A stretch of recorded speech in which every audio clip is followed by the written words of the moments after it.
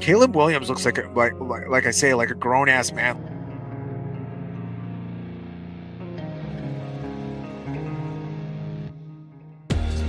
They did what they were supposed to do versus Carolina. They did what they were supposed to do versus Jacksonville.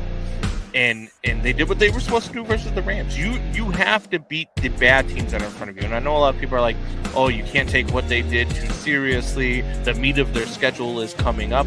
Well, that's great. But if the meat of their schedule was coming up and they were 2-4, we would be killing them. So how about them Bears? Let's go to the Bears. Let's run in the show now. I can't say anything anymore because we actually have sponsors. So I mean, you can say whatever you want. One of our sponsors actually which is a clothing line, is geared towards mental health. So it's kind of perfect for some of the things you talk about.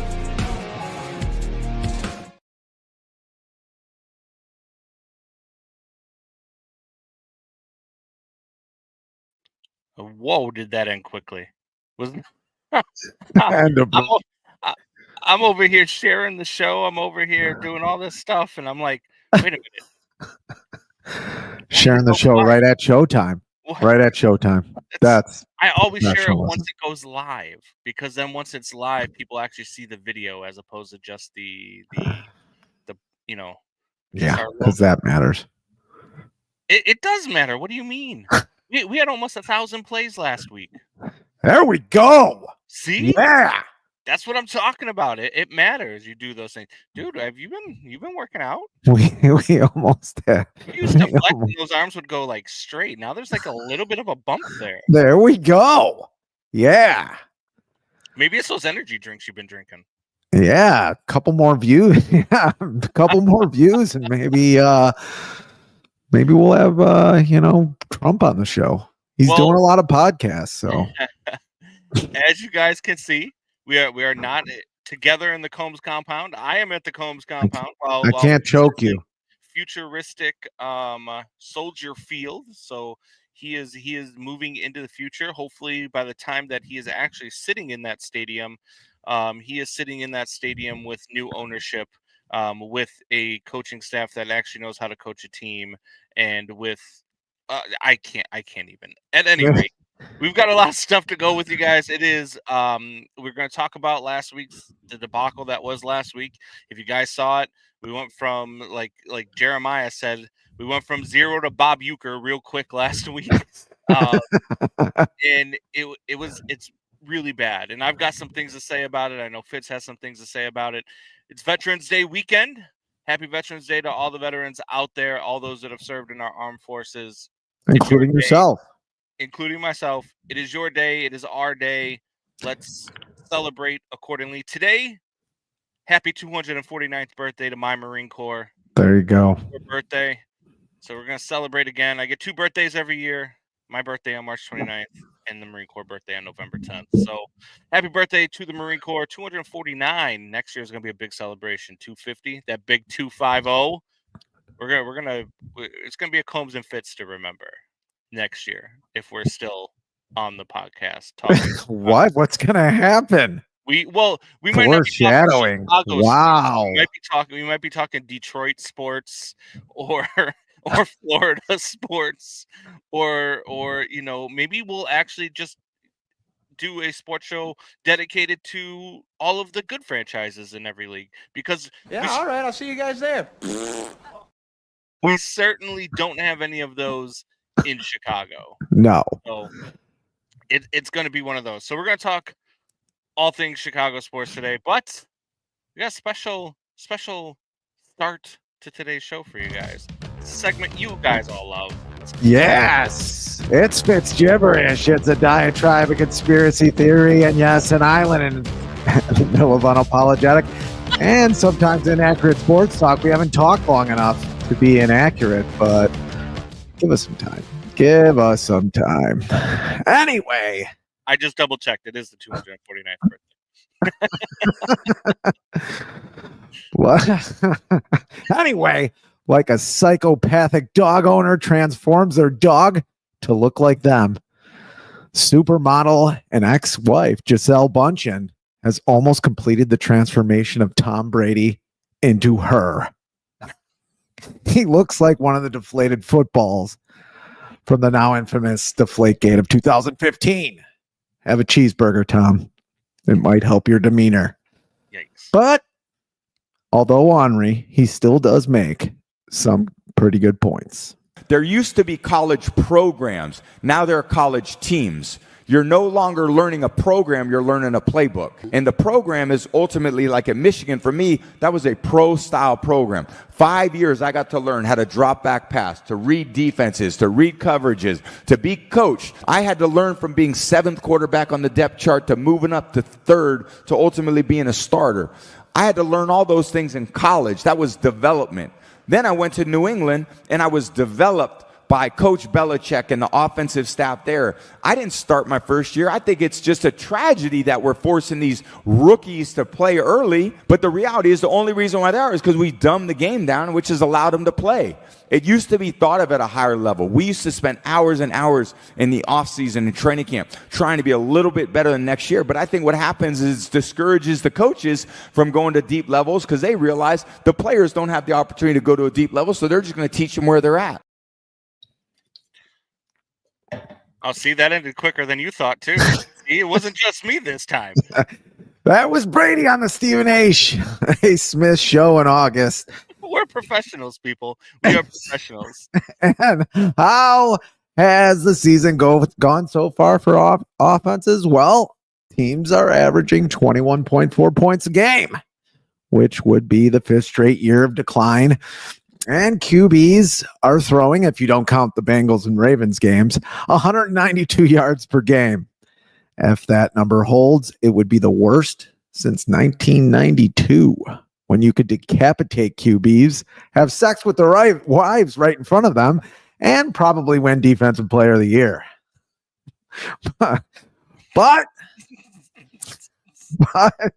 maybe not. But when you... My God.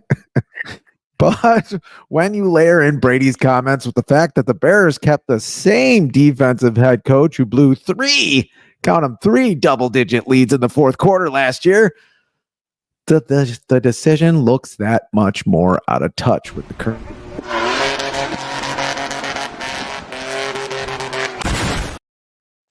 Not counting a Hail Mary this year.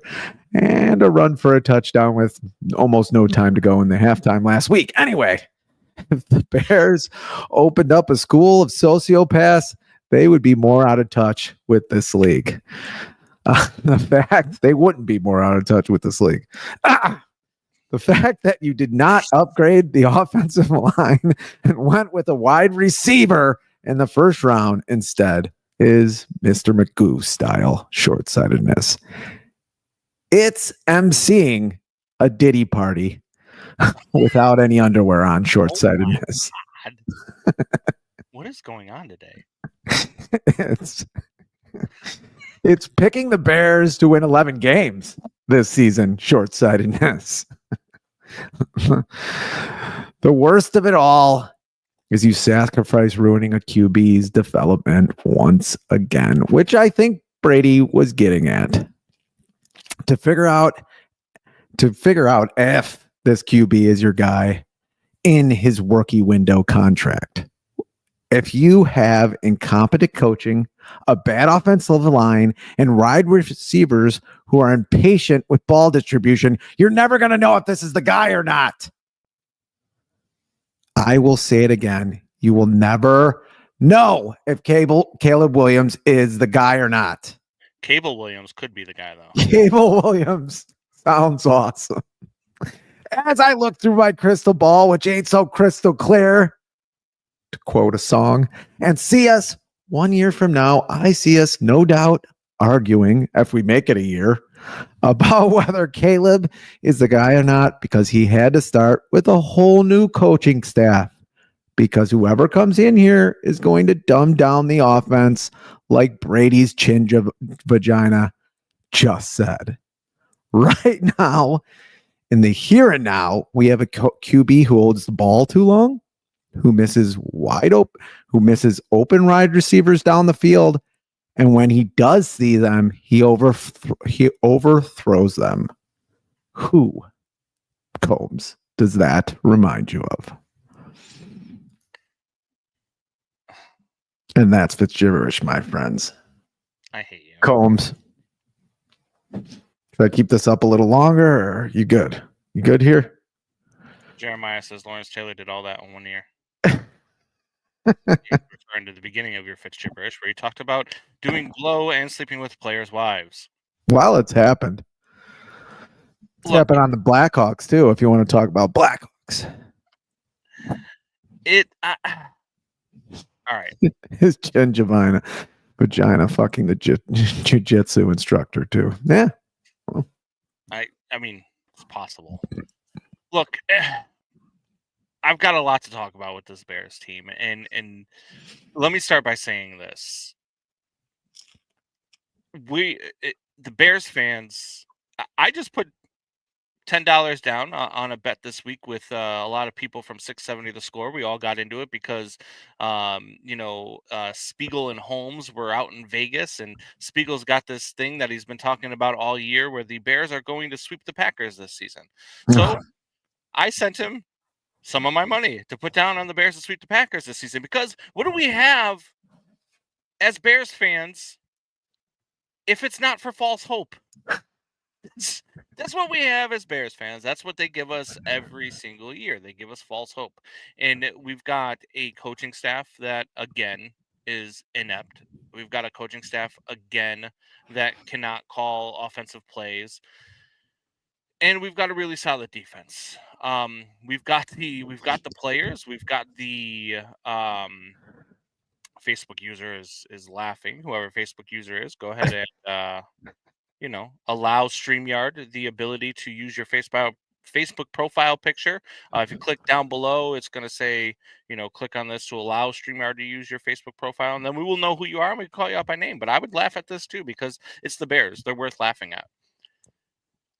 Ryan Poles his silence is deafening. And I told you this earlier this week when we talked about like him not coming out and saying something tells me again that we're resigned to this till the end of the year. Tells me again that it's another lost season. Tells me that again we are going to go with a second-year quarterback with another new head coach, with another new offensive scheme, with another new offensive play caller. It's the same cycle over and over and over and over again. And you see other organizations who have been bad throughout the course of time, right? Like, you see what happens when the Commanders find the right coaching staff and they finally get a new owner and a new GM and somebody with a football mind running that. All of a sudden, they're 6-2. They're playing Thursday night for first place in the NFC East with the Eagles.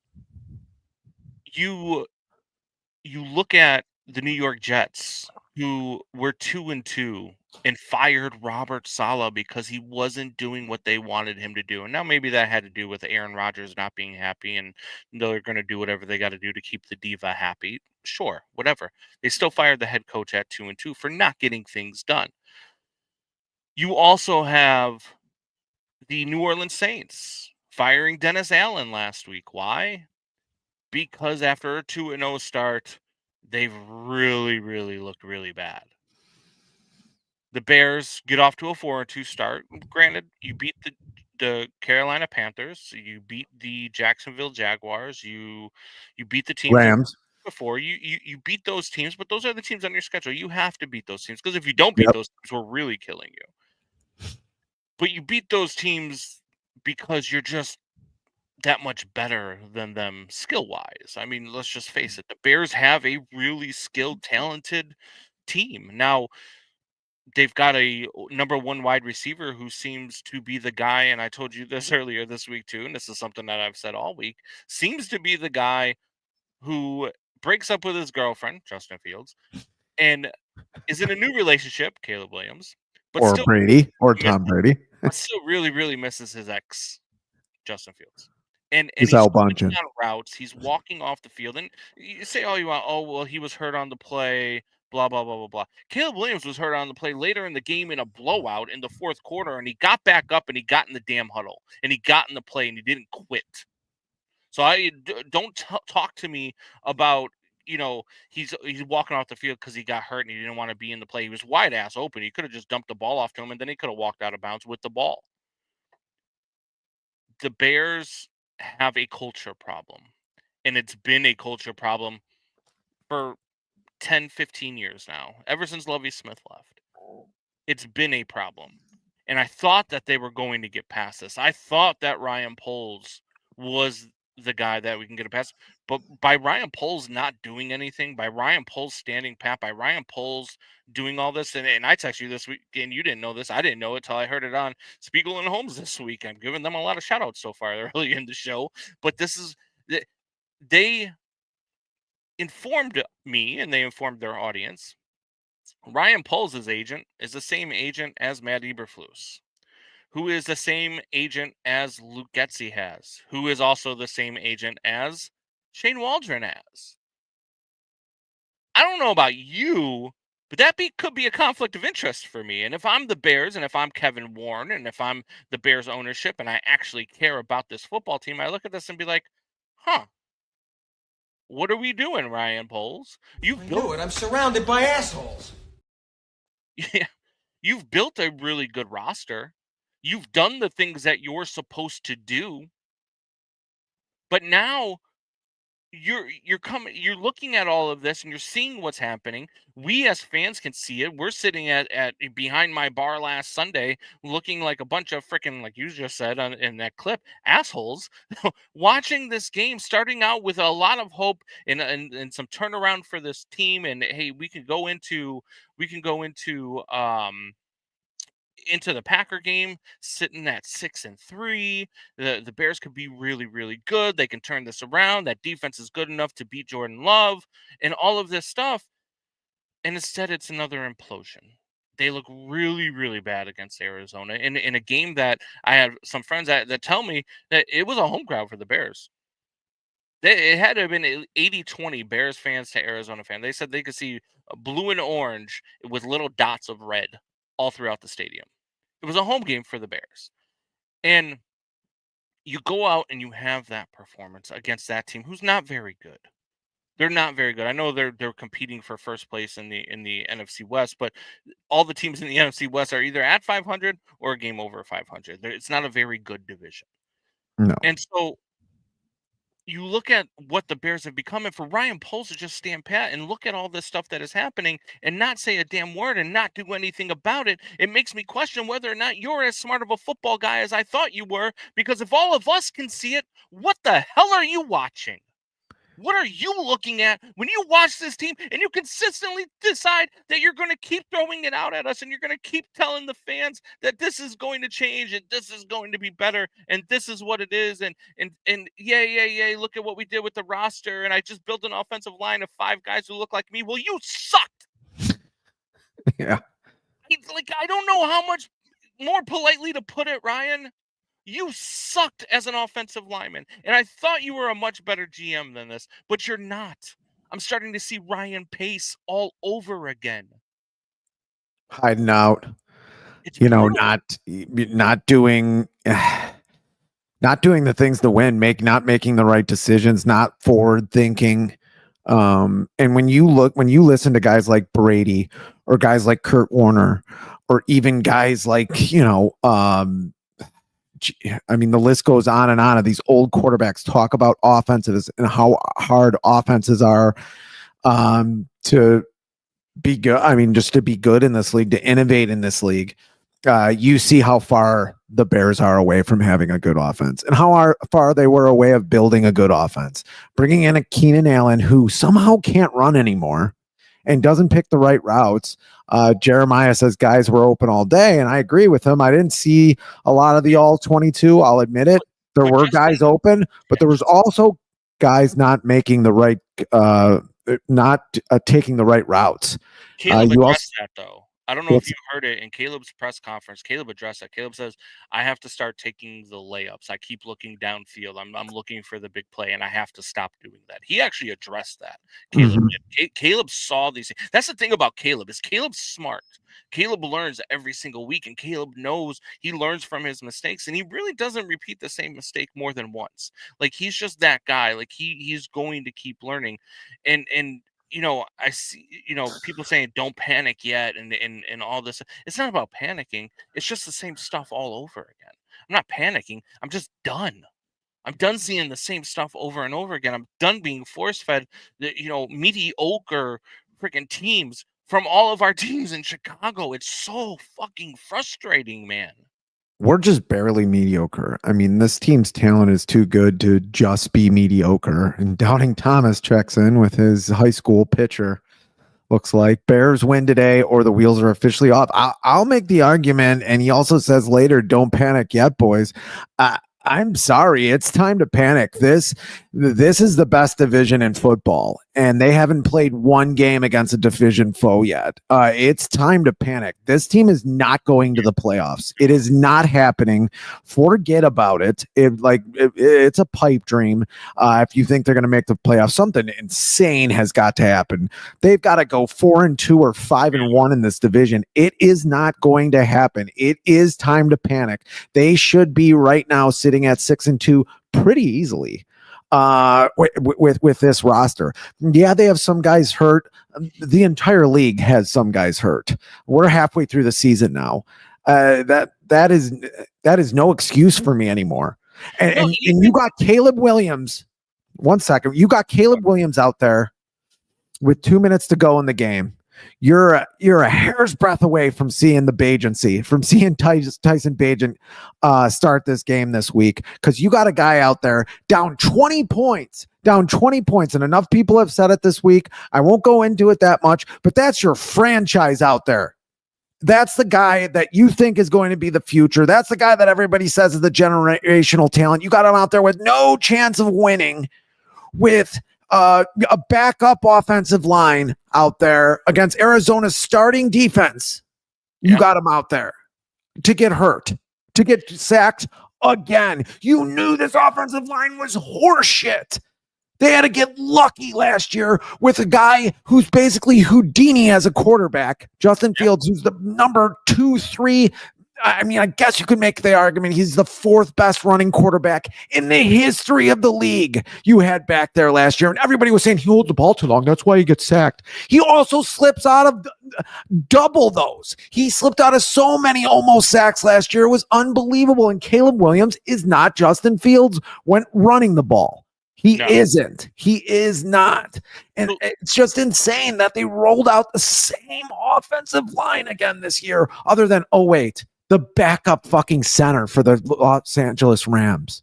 Let me ask you a question again. Let me ask you a question. Let me ask the listeners a question. Jeremiah, Doubting Thomas, John Fitzgibbons, and whoever Facebook user might be. When you look at this football team and you're like, wow, they're not there offensively. Are they not there offensively because they don't have enough talent? Or are they not there offensively because even with a bad offensive line, you can make play calls to help we said this last year. We said the year before. You can make play calls that help your offensive line, that play to the strengths of your offensive line, and they're not doing that. You're not playing quick passes. You're not calling for those things. You're not calling for quick screens. You're not calling for the short outs. You're not calling for the quick slants. You're not doing all of those things. Is it coaching? That is the freaking problem? Or did they just miss on everything again? I think it's got to be all of that put together. When a team puts everything together, all these little parts together to be good, most teams don't put any of the parts together. And this Bears team doesn't. And we can even go into that. He's going to have, and I said it in Fitz gibberish, that he's going to have a new coaching staff. Cable Williams is going to have a new coaching staff next year. And they're not going to be, and they're going to start it over. They're going to dumb it down, whether it's Ben Johnson or Slowicki from the Texans or Anybody else they bring in here, they're going to have to dumb down the offense. It's not going to be a second year of the offense. And we're not going to be able to evaluate this kid again. We're going to be sitting here again, almost through year 2, going, I think he's good. Oh, I'm not very sure. And then there's going to be people, well, he would have shown you by now. Oh, well, no, if he doesn't have an offensive line and he has 2 different coaching staffs, we don't really know. And then we're going to go back and forth for another year. And I swear to God, it's going to give me a fucking headache. And yeah, let's get the fucking Detroit Lions jerseys already. Because I'd rather be with the Detroit Lions organization. I did not know we'd be. How in the hell did we get here? It's like being 40-something years old and doing a podcast. How in the hell did I get here, Combs? Be my therapist today. A lot of bad decisions. There is nothing that the Bears can do right now to make me believe that they're going to do the right thing even after this season. Like, No. even whether it's going to get Ben Johnson, whether it's going to get, because they're going to screw it up again somehow. They just are. That's what this team is. That's what this franchise is. That's what it's been. And it sucks. Here's how it is as a Bears fan. We have to hope upon hope that somehow, sometime, at some way, they accidentally get things right. Because they're certainly not going to do it on purpose. They're just not. It's going to have to happen by accident. And man, it's like it should have happened by accident. There's so much parity in this league. Well, I guess it did kind of happen by accident. I mean, I don't think anybody thought that they were going to have the number 1 pick 2 years in a row, that Lovie Smith was going to do that crazy, 4th down play with no time to go for the Texans. And now the Texans are great, by the way. And then, you were going to get a Carolina pick that was going to be the number 1 pick overall when they had a pretty good team in, 22. And then all of a sudden 23, they're the worst team in the league. John checks in, and it's a combination of terribleness from top to bottom. Same old story. Yeah. I mean, it's just. Yeah. It's hard to come up. It really makes it harder to do even a podcast. Jeremiah Murray, Tampa Bay is as injured as much as anyone, and their coach is scheming Cade fucking Otten open all day. I mean, it's the fact. Look, you can get around bad play by your offensive line. You can get around bad play by a wide receiver because you can find ways to incorporate other things that make them look a little bit better. You see DJ Moore quitting on routes. Okay, cool. Let DJ Moore continue to burn guys on those routes so that way they start focusing more on DJ Moore. And then as he's quitting on a route and he's getting double teamed, maybe Komet's open down the center. Maybe Roma Dunze's open down the center of the field. Get Caleb Williams on the move more. Do whatever you got to do. I'm watching too many times where DJ Moore's just quitting. And I don't know if he's quitting on this team. I don't know if he just doesn't like Caleb. I don't know if he doesn't think that Caleb's the guy. I don't know if he's just quitting because he knows that this coaching staff is horse shit and they're just scheming them the wrong way. And he doesn't like the way that he's being schemed where he has to run downfield. And even he knows that he's not a downfield type guy. He is a guy that needs to catch a 5-yard, 10-yard, 15-yard out and run with the ball. He is a great yak receiver. And they're not using him as a yak receiver. They're using him as a go downfield and get 50 to 60 yards on a bomb. Like, he is not that guy. And then, like last week, we watched a play where he beats a defender on the 20-yard line. And Caleb sees him beat the defender, so Caleb goes to lead him, but he stops running the route and then realizes that Caleb's throwing him the ball and then tries to speed back up. And by then, it looks like a bad pass from Caleb. And it wasn't a bad pass from Caleb. It was a terrible job of DJ Moore quitting on the damn route where he burnt his guy. And it would have been a touchdown. Yeah, I would have never guessed this from DJ Moore, a guy who's never done this, but maybe 5 or 6 years with a different quarterback in a row makes you go insane as a wide receiver when you're obviously that good. I mean, I don't know. I don't know what the trouble is with him. I think he was a lot more pissed that Justin Fields was gone. Had his best year with Justin Fields. He's not having the same year this year, and he's not going to have the same year. It's not. I don't see this offense just magically turning around. Now they're playing a bad defense today in the Patriots, and they have a bad offense too. So maybe the Bears can try to have the ball for more than 30 minutes as an offense this week, which I think they should. Doesn't mean they're going to win, but means they should. I told you before the show, I hope they lose this game. Yeah, and I sincerely mean that, and here's why. I hope they lose this game because, actually, for a couple of reasons. One, they're not going anywhere anyway. They're not going to win. They're not going to the playoffs. They're not going to win this division. They're not going to be a wild card team at this point. It's just, I mean, they would have to severely change everything to be able to do those things. And if they do, great. And if we're wrong, we're going to be happily wrong. I hope they lose this game because if you lose to New England in this situation at home, there is not another franchise on the planet in the history of this game that would keep Matt Eberflus and that would keep Shane Waldron.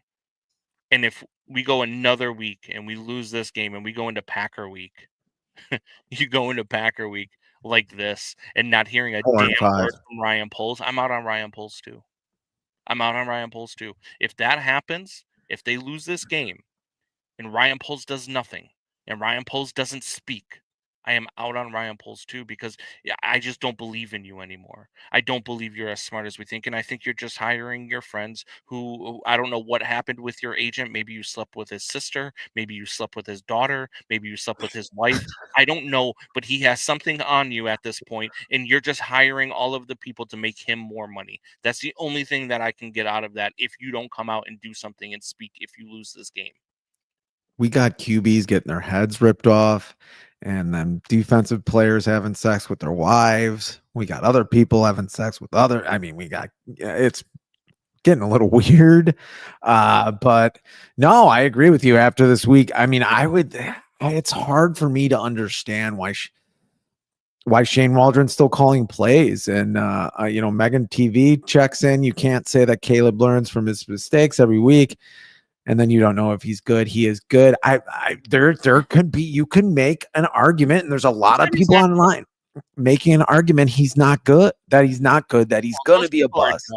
Those people don't know football. If you're going to say that he's not good, you don't know football. You don't understand this game because you watch the things that Caleb Williams does. You watch the things that he's capable of doing. You watch how he grows every single week. There's no reason why Caleb Williams isn't good. There's a reason why the Bears can ruin him and he can never pan out as far as his stats go, and why people will consider him a bust. But it won't be because Caleb's not good. It's all on the edges. It's not binary either. It's all on the edges. Is he a top 5 quarterback or not? Is he a top 7, 8 quarterback? Because that's what you need to be successful in this league consistently. You don't need, and we've talked about him before, you don't need a Jordan Love. You don't need a Trevor Lawrence. You need a Joe Burrow. Look at Joe Burrow the other day. You need a Lamar Jackson. Caleb Williams is that, but he's just not being allowed to be that because of you think he's as good as Josh Allen, Lamar Jackson. What is he supposed to do? Joe Burrow. You think he's at least close to those guys? Those offenses with those coaches, with those, yes, I believe that. I can't say that he is right now. I can't say that he is right now, and I don't think I've had room to evaluate him enough yet. 8 games into his career, I'm going to say he's in that stratosphere. I just can't. I can't say that right now. Well, then let me tell you. Let me ask you. And I don't think we're going to be able to say that through next year either because of how they've played this out. But have you seen glimpses of him being able to do things that Joe Burrow could not do? Yes or no? What? Have you seen glimpses of Caleb Williams doing things that Joe Burrow cannot do? Like running out of the down. Yes. Running away. Yeah, but Joe Burrow is not a running quarterback. It doesn't matter. Can he do things that Joe Burrow is not capable of doing? I think he probably has a tad better arm strength, but I don't think that matters. Joe Burrow is probably the most accurate quarterback in the league right now. I completely agree with you, but this is where I get I get frustrated with the argument that Caleb Williams wasn't good. The same way I got frustrated with the argument that Justin Fields was not good. It's not that they're not good quarterbacks. It's not that that I believe that Caleb Williams is a top 5 quarterback right now. However, they don't have the same development system that a Joe Burrow was given. They don't have the same development system that a Patrick Mahomes was given, because they have a situation with the Bears where the GM is hiring his agent's friends.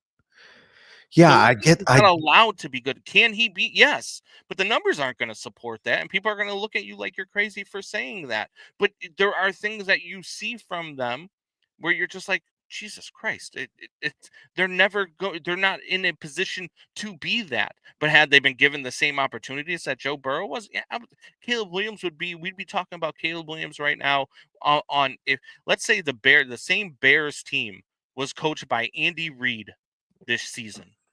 We would be talking about the Bears winning this division. We would be talking about the Bears being doing things. We would be talking about Caleb Williams. The Bears finally got it right, and Caleb Williams is just give him the yellow jacket already, because he actually had a coach that was able to scheme for him. He was actually had a coach that was able to develop him, because that is what a guy like Patrick Mahomes was given. Same thing with Joe Burrow. It's what they were given. It's all of the opportunities that they were given. Caleb Williams not going to have that this year. And will he have it next year? Maybe. If the Bears accidentally get it right, sure. But I don't trust them to do so. So statistically, is he going to be a top 5 quarterback this year? No. But is he better than a lot of these guys that are out there? Yes. Would I take him over half of the damn league? Would I take him over, hell, 80% of the quarterbacks in this league to move forward for the next 10 years? Absolutely. I think you just proved my point, because if he did have a good coach, or he did have a decent offensive line, we would be able to evaluate him and say if he's great or not. Megan says bullshit, Ryan. Megan TV says bullshit, Ryan. You're still justifying Wheels. I want to make this clear. I've moved on from Fields. I was pretty well in with Caleb Williams. Caleb Williams was not your first quarterback. He was my first quarterback with a bullet. I was in on Caleb Williams. I want to be able to evaluate a quarterback fairly in this league and know those little incremental things like other coaches want to do. You don't have that capability because you're a Bears fan. Well, we don't have the ability to evaluate our quarterbacks based off of the same thing that other teams evaluate their quarterbacks on, because they don't have the system to do so. This team is failed by the front office. This team is failed by the coaching staff. It's not failed because they don't have talent. I can watch other games. And Keenan Allen and hell, I mean, even Roshan Johnson have talent. Of course they have talent. They are good. But they have a coaching staff that does not know how to use them. They have a coaching staff that doesn't know how to game plan for them. It's not because this team isn't fucking good. It's because they suck coaching wise. It's because they suck in the front office. It's because they are fucking terrible. And I just watched Chuba Hubbard tear his ACL. I want to fucking puke. Oh my God. He's on my fantasy. I mean, come on. Could you be on the podcast for, it's an hour and a half a week. Yes, but it was 4 hours last week, but at least he already got my over. It's a miracle I didn't stab you in the throat last week. But anyway, I'm going to have to disagree with, I guess, everybody. That no, we haven't been able to evaluate them, and we probably won't be able to next year. Maybe we will. Maybe we get the right coaching in here and the right offensive line. You really don't put a broken offensive line together in one off season, but we'll see if they can do it. Let's say they do all those things and we're able to evaluate them good. But it just doesn't seem like we're going to. And we're going to be at the end of next year going, yeah, he could be just as good as the 10th best quarterback in the league. He could be in the top 5. It's mimosa o'clock, so the Bears don't seem to suck today. Thank you, Facebook user. Please tell us who you are. And Jeremiah says, I mean, have you ever watched the Chiefs right tackle play football? It's not good. Yeah, it might be not good. I doubt it's terrible, Jeremiah. And no, Andy Reid, no one can make that totally work. If a guy doesn't block, we've had plays where the entire offensive line has missed blocks. But Patrick Mahomes cannot do anything about that. The Chiefs, when a guy can't block on the Chiefs, the right tackle can't block on the Chiefs. You know what they don't do? They don't run the fucking ball right at him. Well, yeah, that's okay. I get all that. Thing, right? I get all that, but when a guy is coming like up front on a quarterback, not around at the sides, when the quarterback cannot even walk into a pocket, no, you're fucked. You're fucked in this league. You can't do a whole lot. I mean, go back and look at the Super Bowl against the Tampa Bay Buccaneers. Tom Brady and the referees did not win the Super Bowl for the Buccaneers. The Buccaneers defensive line, which was basically the best defensive line in the league, won that game for the Buccaneers. Yeah. And the offensive line for the Chiefs was not good enough. And no, 10 Andy Reids and his walrus ass would not have changed that. I mean, I disagree. I disagree because Andy Reid, first of all, Andy Reid would have never let this offensive line start the season. Second of all, Andy Reid is such a great offensive mind that Andy Reid would find a way to figure it out and make it work. Andy Reid would find the strengths and he would utilize those strengths. And that's what this coaching staff hasn't been able to do. It's what the coaching staffs of this football team haven't been able to do for 15 plus years. Again, you're proving my point. Because if I don't see a coaching staff, Andy Reid wouldn't have changed it, and I'm saying he would have. I'm just saying, but if they're not utilizing strengths, yeah, I'm sure Andy Reid would have this team playing better than the Bears are now.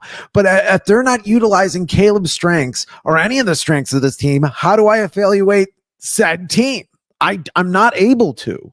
I don't care. I do not have Caleb Williams as a top 10 quarterback right now, and I don't see him being that yet. Will I maybe change my mind down the road? Yeah, I think he has the talent. Yeah, I think he does a lot of creative things. Like a 10, because here's why. You don't have him as a top 10 quarterback. Why? Because the numbers aren't there. But if not just the numbers. If this team was doesn't look good. His accuracy when he has time is not been good downfield. Because his wide receivers stop running routes and then they drop passes. What do you want? I don't know. Some of those balls were just thrown terribly. Especially last week. He was not good against the Commanders. Talk football every week on a podcast when you don't know what football is. He was not good. He was not good against the Commanders. He was nervous against the Commanders. He had happy feet against the Commanders. And he was not good against the Cardinals. He wasn't good against the Colts either, even though he had pretty good numbers. He threw some bad balls against the Colts.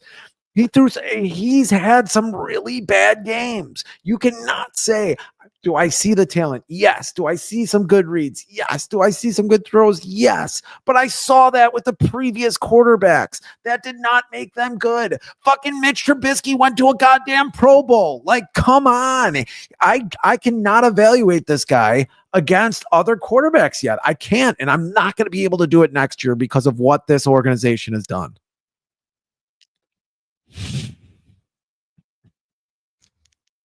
Back to politics. Says Ryan's prediction is as accurate as the campaign pollsters. If Andy Reid shaves, is he a manatee?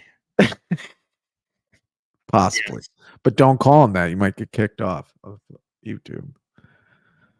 Oh, so Shanna is the Facebook user. It is Shanna. It's not letting her show her name. I kind of figured because earlier there was a mention about edibles. Yes. To watch the Bears. So I thought that's what cued me in on it. But welcome, Shanna.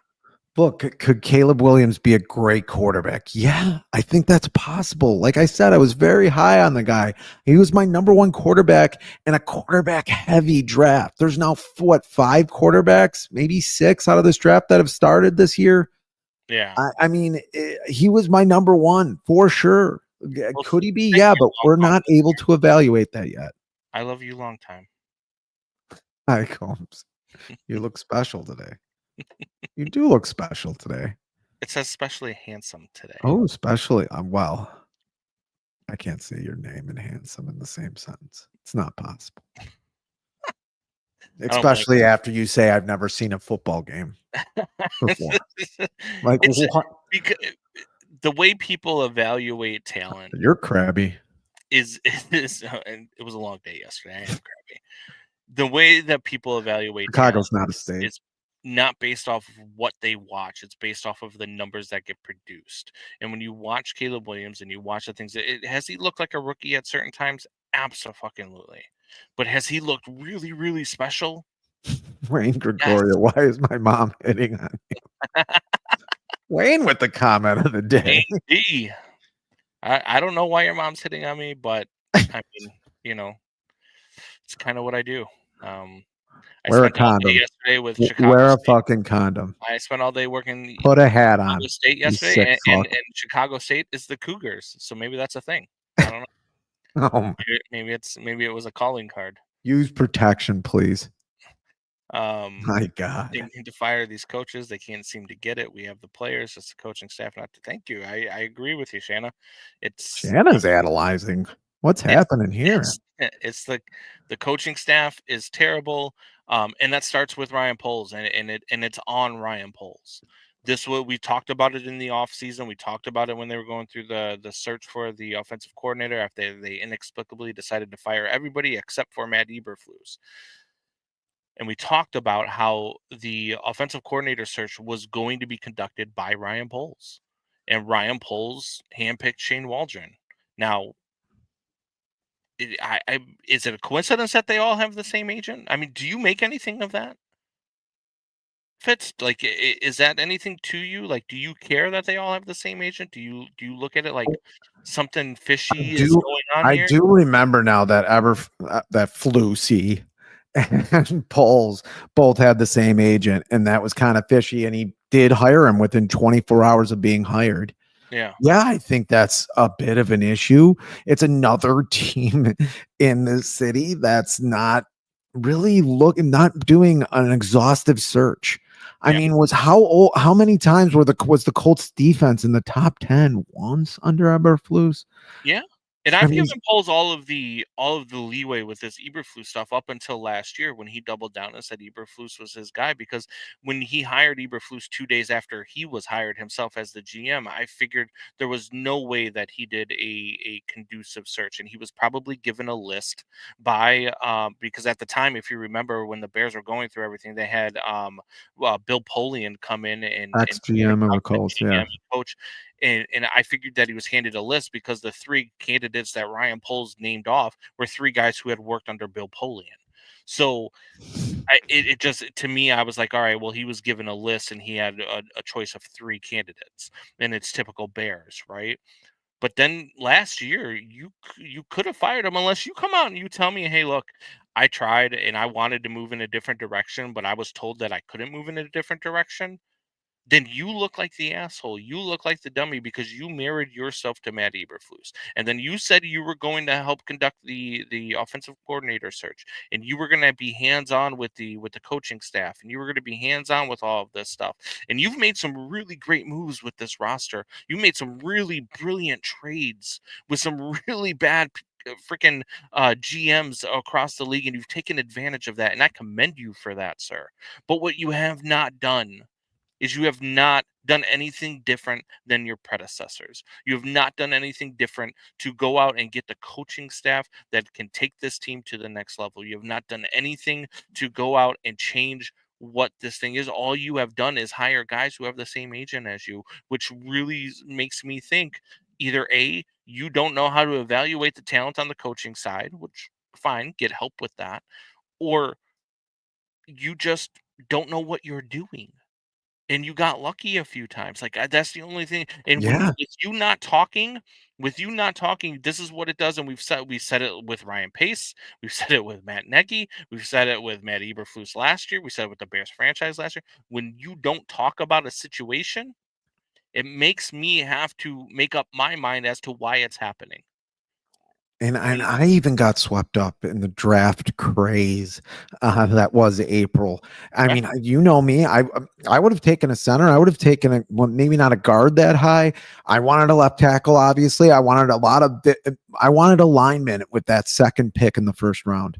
or drop down and get 2 linemen, or drop down and get a wide receiver and a lineman. And when they got on Dunze, I looked at it and I said, maybe it is a good call. Maybe they can get somebody in free agency or whatever and bulk up this line that way, which usually almost never works because no one's getting rid of good offensive linemen in this league because there isn't a lot of them.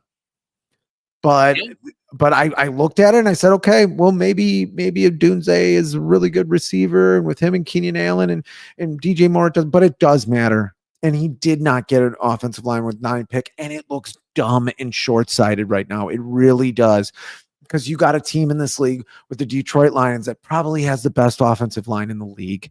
If not, maybe 2 is the San Francisco 49ers. And you got 2 quarterbacks there that, I'm sorry, I don't put in the top 5 or the top 6 or the top 7. They certainly have numbers. Brock Purdy and Jared Goff certainly have numbers for that. But no one's taking Brock Purdy over Joe Burrow. And Joe Burrow's 4-6 right now. Yeah. No one's taking Jared Goff over Josh Allen. No one is doing that right now. How much better is this football team? We'll never know. I mean, but this is what the Bears do to you. You have to think, what if? Let's dream. How different is this football team if they take Jackson Powers Johnson at 9 instead of Roma Dunze, a center? Some people believe that was the best center is generational talent, which I don't know how many generational talents you can have in a generation, but apparently you can have multiple. Or you, and I hate to say it again, or a left tackle who can play right tackle, who can play guard as well. Jeremiah said Fashanu, the kid from Penn State. Yeah. I mean, he was there at 9. How different does this team look if you have at least half of a competent offensive line? How much different does this team look? But you'll never know because it's just not what they're doing. They're not taking those teams. Like, I just don't get it. Vindication. Wayne, great point by Fitz. I don't have to read the rest of the comment. It's more talent in every way than Purdy and Goff, but they look elite because they have time to throw. I mean, I hate to keep saying it. First time we've ever had a comment in the chat that said "Great point, Fitz." It might be something that's different. I mean, I don't know how I feel about that. Gold flowers at my feet. You're a guy who hedges though, right? Because his great point is that you're more talented in every way than Purdy and Goff. But you sit there and say you can't evaluate the guy. Like, if you can't evaluate them, then how do you know he's better than Purdy? Well, we can name a lot of quarterbacks that have better talent. That doesn't mean they're great quarterbacks. You can have a rocket arm and run really well. Cutler had some of the best talent in the league. He was never a very good quarterback. Offensive coordinator. I'm just saying, a lot of guys can have talent. Almost every guy has talent in this league. Stiff-armed. Fuck you. Tell Martz, fuck you. Exactly. We need some of that energy with Caleb Williams. I'll bring back the Fitz gibberish from last week. But you can have a lot of talent. There's a lot of guys. I mean, when I was younger, you'd have guys who couldn't throw the ball be quarterbacks. That's not anymore. Almost every quarterback can throw the ball. That's why when people are going, Jordan Love, look at the cannon on him. First of all, compared to some quarterbacks in this league, he does not have a cannon. Second, almost every quarterback can make most of the throws in this league. About 45 to 50 of them, and I'm not putting Tyson Bagent in that group, can make the throws in this league. It's not that. It's you need a lot of things around these guys, especially now where defenses and like Brady was saying, offenses aren't as complex. Defensives have come back in this league. Even with all the different penalties they have against them, they can't even tackle guys from behind. But defenses are really coming back in this league. Offensive can't do what they could do 5-6 years ago, and the stats are bearing that out. I've seen a football game. I've seen a goddamn football game. Yeah, except you said defense doesn't matter in this league, which is not accurate.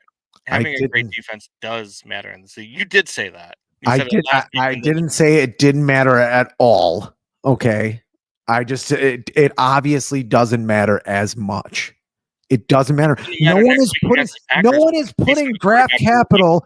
No one is putting draft capital or their own capital into defenses in this league anymore. The first 15 picks didn't even pick defense in the draft this year. It was heavy offense, but still, they did not draft The Eagles defense. used their first pick on Cooper DeJean. What? The Eagles used their first pick on Cooper DeJean, the cornerback. Yeah, and what did they have? The 26th pick in the draft?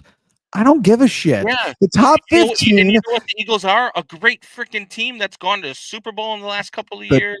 That is the top 15 for the NFC championship every fucking year. Yeah, they also took Cam. They also took Cam Jurgens. They also took Cam Jurgens, who's their new center, who took over. Yes. Who took over for center for the Eagles over Tyreek Stevenson. They also did that. It's not that teams aren't focused on defense, because they are focused on defense. Well, I'm not saying they're not at all. I'm saying they aren't as focused. And they go and they get a good coaching staff that can do it all. And the Bears just don't do that. They're just not going to. Bears have the Patriots today. Do we want to talk about the Bears versus Patriots game, or we just want to talk about how shitty the Bears are? Jeremiah says they give them a speech telling them they have to win despite the coaching staff. I mean, yeah. As he fleeces the team for millions of dollars. Look, with the Patriots coming in, I'm on the side. I hope that they lose. I mean, if they win, great, and I'll be happy that they won. But if I think it will tell you more about the future of this team if they lose. Wayne says, no, I disagree. The Steelers went 10-7 with Kenny Pickett. And what did they do after that? Absolutely jack shit. What have the Steelers done in the NFL? When have they been the top story in the last decade? They have not been. They have not been, because they do put too much into the defensive side of the ball. I'm sorry, Wayne. The love is gone now. The thrill is gone. But let's talk about the Patriots. Let's do it. We got 20 minutes. 15 I think maybe. that the Bears are in trouble today because of Ramondre Stevenson. And I know that they get Montez Sweat back. I know that they get Kyler Gordon back, which is going to help the run defense a lot, but they have not been able to stop the run over the last few weeks. And Ramondre Stevenson is a dog. And even, I mean, hell, there was a game a couple of weeks ago where Drake May had 95 yards rushing. And I think he can run the ball. The Patriots can actually move the ball on the Bears. And the problem is that, yes, the Bears can stop you from scoring 20 points, but the problem is when you can only score 9 or 10 yourself, losing 17-10 isn't out of the realm of possibility for the Bears and Patriots today. And when it comes against the spread, like we always pick on the Wheel of Death, is that the spread, there's no way in hell. The Bears are a 6.5 point favorite today. Can you lay 6.5 points with this Bears coaching staff? You can't. No. There's no way in hell you can. Billings is a huge loss too. Andrew Billings is on the IR now. Yeah. Huge loss. First of all, I don't know if it's good or bad, but all of the offensive tackles on the Bears are hurt. I don't know if it's good or bad. I don't know if it's a good thing because, hey, now we can find new players that can actually block. But, I mean, they're without Braxton Jones today. They're without Tevin Jenkins today. Amagaji still can't see the field. And Billings, I mean, there are a lot of freaking injuries on this Bears team. And I don't know. It remains to be seen whether or not it's a good or a bad thing, because now you're going to get other players in different positions working, and you're going to see if you can get better production out of them, because the guys that are hurt now, you sure as hell weren't getting that production from them anyway. So that's why I say I don't know if it's a good thing or a bad thing, because now you take it. It's kind of like when we talked about with with the Cubs earlier this season, when finally they had what was his name? Nick Madrigal got hurt. And I was like, great. They finally took the toy away from them. It's the same thing. They got guys that are hurt, so they're taking their toys away from them, and now they're forced to see if you get better production. And now if you get better production, do you stick with that, or do you wait for these guys to get healthy and then throw them back out there when they couldn't get the job done in the first place? How bad is your coaching staff if the guys who are backups have better production? Why is Nate Davis still out there? Or I mean, why was he? Because they have to, because everybody else is hurt. I mean, the first couple of weeks, everybody was not hurt, and Nate Davis is out there dancing around and not blocking guys. They can throw a dead body out there and do better. At least they'd have to jump over the body to get to Caleb. You gonna read it since Megan you put it up TV there? says, "See, Wayne, it doesn't take long to want to punch Fitz in the face." Because I'm prepared to fuck somebody up. So That is Wayne. Also, Tommy Pham. I Megan don't TV. know Wow.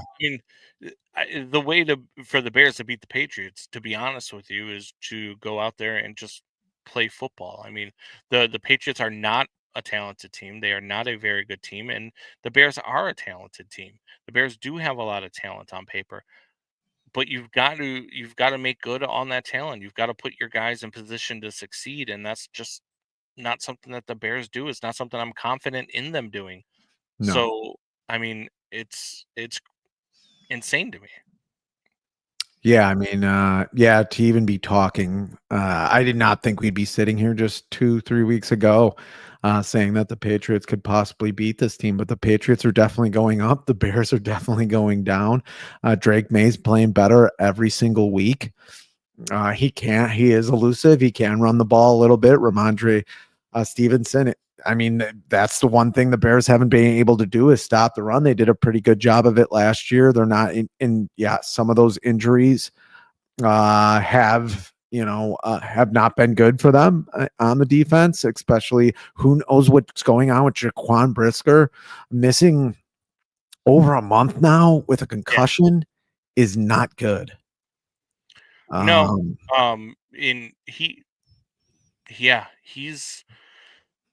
he's one of those guys that really seals up the run game. And so does Kyler Gordon. Kyler Gordon's a ball hawk. I love Kyler Gordon, so I'm happy that he's back for this defense. But the Patriots can run the ball. The Patriots can and Drake May can sling the rock. I like Drake May a lot. I think that he is a very capable quarterback. And then once they start getting him weapons, which they will, because New England is a credible franchise, they'll find a way to get them weapons. They'll find a way to get them, the things that they need to be successful again. And you might even see the Patriots surpass the Bears. When we thought that the Bears were going to be moving up and moving up quickly, the Patriots might be better before the Bears are good again. What are your thoughts on Drake May?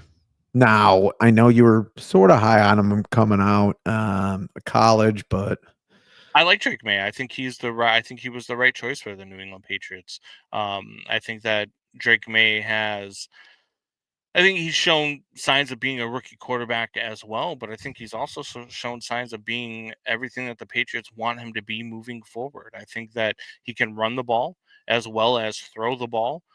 He doesn't put them in precarious situations. He doesn't. He's not very careless with the ball at all. Doesn't throw very many interceptions. He has thrown a couple that have not looked very good, but that's rookie quarterback football. Caleb's thrown some interceptions that have not looked very good.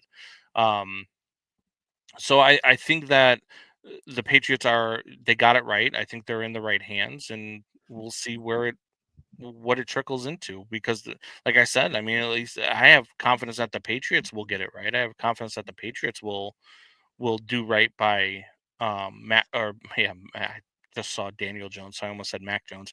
Drake May, they'll do right by Drake May, and they'll get it right. And so I really like where Drake May is, and I like where he's headed. So an hour and 2 minutes into the show, Brandon Combs has Drake May ahead of Caleb Williams moving forward. No. I'm just saying that's what you just said. Will he have a more successful career based off the numbers? I think it's possible, yeah, because I don't trust the Bears to do right by Caleb. And maybe Caleb, if he goes off and he plays for, another franchise in 4 or 5 years like Justin did, I think, yeah, he could be a lot better numbers wise. But I think that I think Caleb was the number 1 pick this year. I think Caleb is a top 5 quarterback in this league. You've just got to get him into the situation where he can show that and where he can be that. And the Bears aren't going to do that. I have no faith, zero faith that the Bears will do that.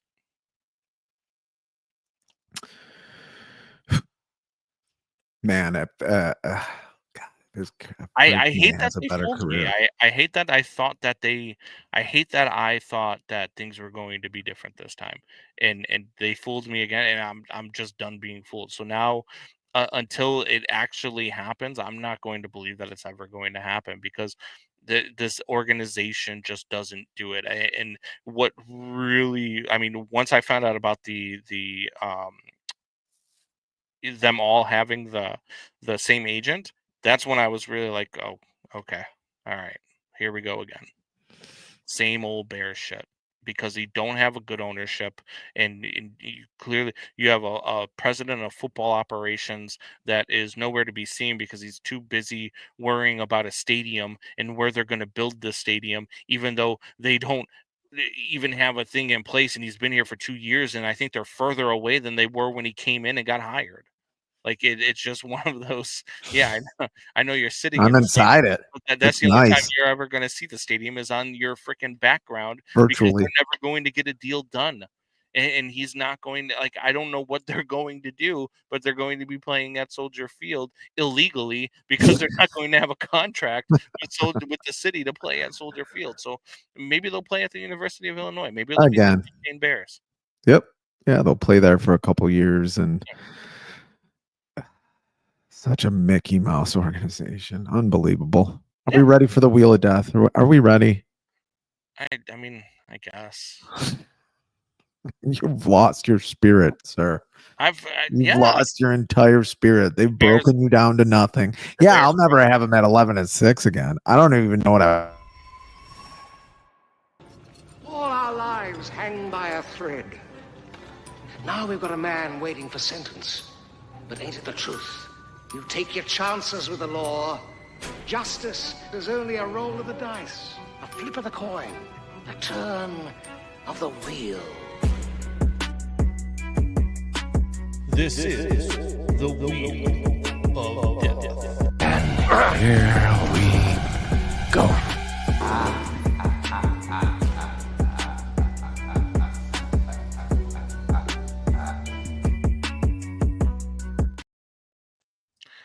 All right, the Wheel of Death time. Time for us to have somebody pick a punishment that we still haven't done. Yeah. Which we really have to do these punishments. Get out there in that Speedo. I know. And we'll start. Yes. I got to do my 40-yard dash and my test, and you got a test to do.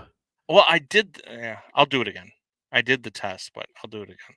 You can do it. This time I'll have him email you the results, and I need you to pick out the test and send it to me, so that way it's a test that you picked out. You can't just say that I handpicked it and it was an easy test or whatever. You've got to pick out the test, or Jeremiah, you can send me the test too. I'll either way. There we go. But it is time for our picks. We pick against the spread. Giants and Panthers is already too late to pick because that game is about to head to overtime as the Giants just tied it with 5 seconds to go. They are in Munich, Germany.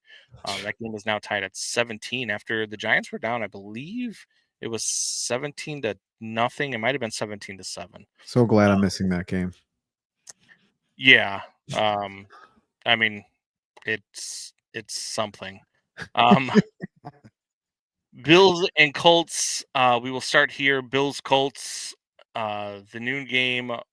Bills are 4.5-point road favorite in Indy.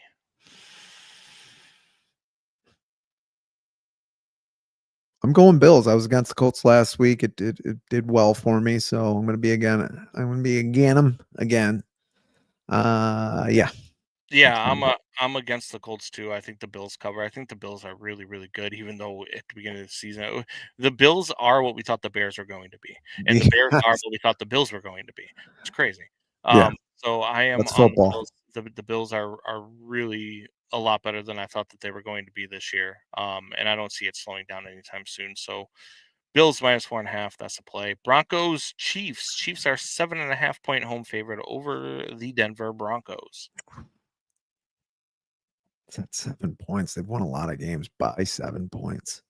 Mm.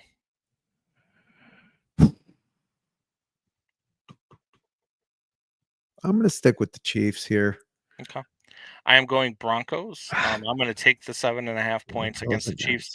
It's a divisional game. 7.5 points is a lot to take. I actually think the Broncos break the undefeated streak of the Chiefs. Here we go. This game outright. Did you, Sean Payton coach teams on the road as underdogs? 13-1 lifetime. Not taking the points. I'm taking the points. You're not taking the points. Yep, I'm taking the Broncos. You're not taking the points. Yeah, you're just mad because you lose every freaking week. Fucking really? You lost last week too. I don't think I lost. You definitely lost. I don't think I lost. You definitely. No. I looked at the games. I don't think I lost. 110%. You lost the game. 110%. That's over 100%.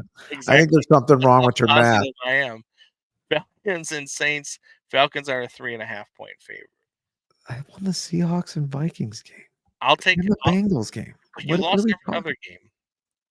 The Bears game? You first of all, you forget. I think you forget that we pick against the spread, and you're just like, "Oh, they won." So the Seahawks. I think were no. Maybe I lost the Seahawks game, but the Vikings and Bengals were definitely me. Bengals lost by a point. The Vikings beat up on the Colts by 8 points. What are we talking about here? Anyway, 3.5 point favorite. Falcons are a 3.5 point favorite against the Saints. I'm going to go ahead and I'm going to I'll go first on this one. I'm going to take the Falcons. I'm giving up the points. Me too. And by the way, didn't we have some kind of bet with Ben, the Packers fan from Dads with Bacon, about Kirk Cousins having a better season than Jordan Love? And you said, "Oh yeah, he's going to. He's way ahead of Jordan Love right now." Yeah. I mean, which isn't a surprise, but no, not at all. Jordan Love's terrible. 49ers and Buccaneers. 49ers are a 6.5 point favorite over the Bucks in Tampa. CMC is back. I'll take the Niners. Yeah, I'm on the Niners too. CMC completely changes that offense. The Bucks are just, demolished off injury-wise offensively. I think the Niners defense is good enough to expose those weaknesses.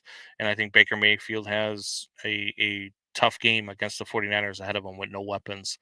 So Niners, I'll give up 6.5. Steelers, Commanders.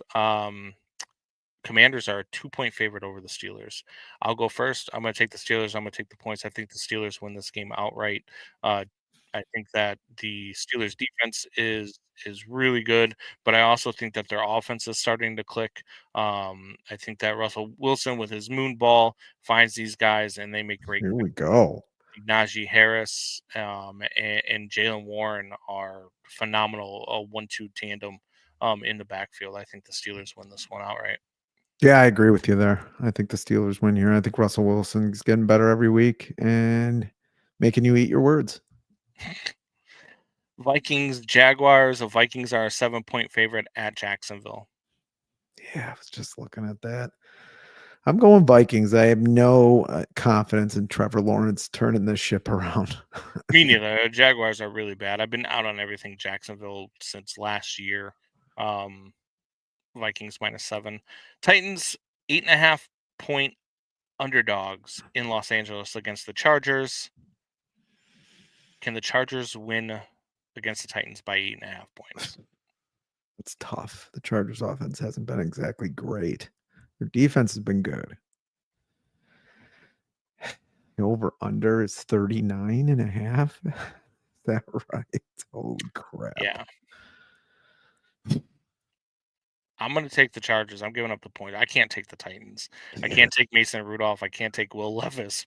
Plus, we're going to be together in a lot of these. We're going to be rooting for it's going to be the Broncos Chiefs game. Looks like. Eagles and Cowboys. Cowboys are a 7.5 point home dog. When was the last time the Cowboys were a underdog by 7.5 points in Dallas? They've been blown out so many games. Dak is out for the rest of the year, having surgery on his hamstring. And Saquon Barkley is starting. Talk about a grown-ass man. I'm going Eagles. I'm going Cowboys. I think Cooper Rush plus 7.5 points. I think they find a way to keep this game close. Thank you. Thanks. I think they find a way to keep this game close. Plus 7.5. It's a Cooper Rush game, baby. They believe in Cooper Rush. Yeah, they believe in Joe Hendry. We got the Jets and Cardinals. Jets are a 1.5-point favorite in Arizona. Why? I don't know. Because Vegas says so. I'm going Cardinals. Fuck Aaron Rodgers. Fuck the Jets. I'm not taking the Jets again. I'm taking them too much. I'm taking the Jets. I think they figured it out. You're such a fucking douchebag. That is a fucking wow. I think Aaron Rodgers and this team, I think they figured something out offensively. Oh, yeah, they did, because some guy got a great catch in the back of the end zone. You're right. Yeah. I think Breece Hall is getting better. I think Braylon Allen is the guy. So give me the Jets. Devontae Adams, I guess. Just say his name. Lions and Texans. Lions best team in the National Football League against a really good Houston Texans teams in Houston on Sunday Night Football, and the Lions are a 3.5-point favorite. The Lions are a half-point favorite. 3.5-point favorite. 3.5. Okay. This is a tough one. Mm-hmm. You want me to go first, or you want to go first? I'll go first. All right. I have a feeling about the Texans in this one. That's not going on any logic at all. I just have a feeling. Yeah, I do like the Texans in this game as well. And I like CJ Stroud. I think that the Lions, I think they're really good. I think they're the best team in football. Houston's really good too. And at home, to get 3.5 points at home in Houston, I will take that. I think the Lions might win this game outright. I don't think it'll be by more than a field goal. Yep. And then we've got Dolphins and Rams Monday Night Football.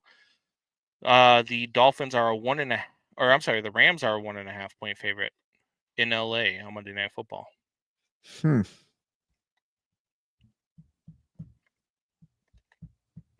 going Rams.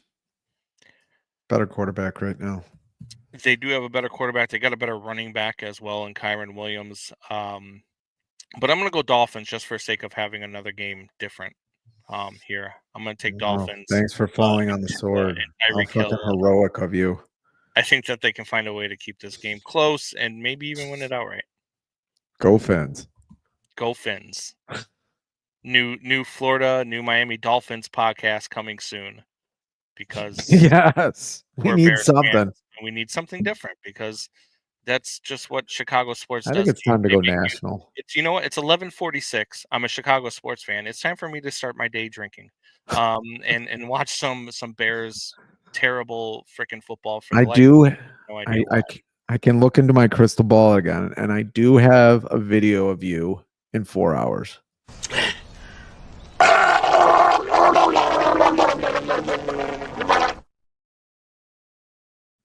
It's probably about right. I don't. The loser has to wash and fold a load of laundry for the winner and prove it. Okay. Megan TV. I've got one of us. That's pretty good. No, that's pretty good. The one's laundry. All right. It's fair. Pretty good. We might actually do that. Do it the day that I come and mow your lawn. And John calls me dumb for not taking the Jets. Okay. Who did? John, I think that's why he called me dumb. Oh, bear down. Wait, no. I'm messing up. Megan TV says, suck a Johnny Glass liquor. Whiskey o'clock in 10 minutes. I don't even need to wait 10 minutes. I'm getting off the air. I'm going to pour me some. So I got Appleton Estate rum sitting right here on the bar. I am going to pour me a nice glass, and I'm going to sit here and watch this debacle. Carolina Panthers did just win by a field goal in overtime in Munich, Germany. So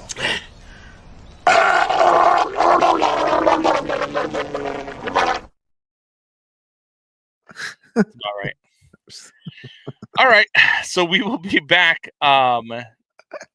next week. We will be actually live. It is Packers week. It's hard for me to get excited about this game. I feel like it's going to happen again. We're going to watch this team lose to this team again. But again, false hope is all we have as Bears fans. So I'm going to hope that Jordan Love finds a way to lose it for the Packers. I think that our defense is good enough to do that. But we'll see. Even though defense doesn't matter in Fitz's world. So yeah, all right. I'll see you guys there. I will I might do something post game just to talk about the game, get my thoughts out there before everybody at 670 steals them, and then everybody thinks that I'm stealing their thoughts when they're in all actuality stealing my thoughts. And Fitz can attest to this because we talk on Monday before I go to work and before I even listen to sports radio, and we talk about the same things. And then I text him and be like, "You never gonna believe what these guys just said." Yeah. And it's the same thing that we just talked about. So, may come back and do something post game. Most likely will. So stay tuned for that. And until next week at McNally's for the Packers-Bears game, Yay. tell your friends, tell your neighbors, tell your enemies. Same bat time, same bat channel.